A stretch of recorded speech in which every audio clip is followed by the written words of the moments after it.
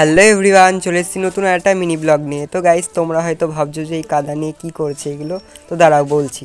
তো ভাইটা অনেক দিন ধরে বলছিল সরস্বতী পুজো করবে, সরস্বতী পুজো করবে, তো সেই জন্যে আর কি সেই জন্য প্যান্ডেল বানাচ্ছি। আর এই কাপড়টা কাদা মাখাচ্ছি, তার কারণ হচ্ছে উপরে হচ্ছে বিচুলির চাল করেছি, আর এই কাদা দিয়ে কাপড় মাখাটা এগুলো হচ্ছে সামনে দিয়ে দেবো। তারপরে পরে হচ্ছে সাদা দিয়ে ফেব্রিক দিয়ে আলপনা করলে আর কি ভালো লাগবে দেখতে, আর কি খড়ের বাড়ির মতো আর কি, মাটির, তো দেখতে ভালো লাগবে।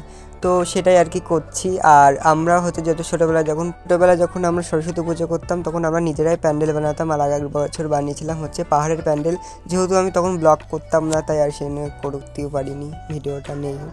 এখন যদি ব্লগ করতাম তাহলে নিশ্চয় দেখাতাম। তো সেই জন্য এইদিকে হচ্ছে ভাইরা হচ্ছে চাঁদা তুলছে রাস্তার থেকে লোক ধরে ধরে, আর আমরাও আর কি এরকমই করতাম ছোটোবেলায়। তো সেই ছোটোবেলার কথাগুলোই মনে পড়ে গেছে যে আমরা এইভাবে ঠিক চাঁদা তুলতাম আর কি, রাস্তায় যেই আসতো তাকে ধরতাম চাঁদা নেওয়ার জন্য। তো খুবই ভালো লাগতো সেই সব দিনগুলো। তো এখন যাচ্ছি আমরা ঠাকুর আনতে পালবাড়ি। তো চলে আসলাম পালবাড়িতে, আর এখানে অনেক রকমের ঠাকুর ছিল। কিছু ঠাকুর রেডি হয়ে গেছে আর কিছু ঠাকুর আর কি রেডি করছে। ঠাকুরগুলো অনেকটাই সুন্দর, আর আমাদের যেহেতু প্যান্ডেলটা ছোট, তাই আমরা একটা ছোট দেখেই ছাঁচের ঠাকুরই নেব। তো সেই জন্যে সেটাই আর কি দেখবো। আর এখানে এই ঠাকুর, সরস্বতী ঠাকুরটা খুবই সুন্দর লাগছে সাদার মধ্যে। তো আমরা যেহেতু ছোটো ঠাকুর নেবো, তাই ছোটোটাই নিতে এসেছি।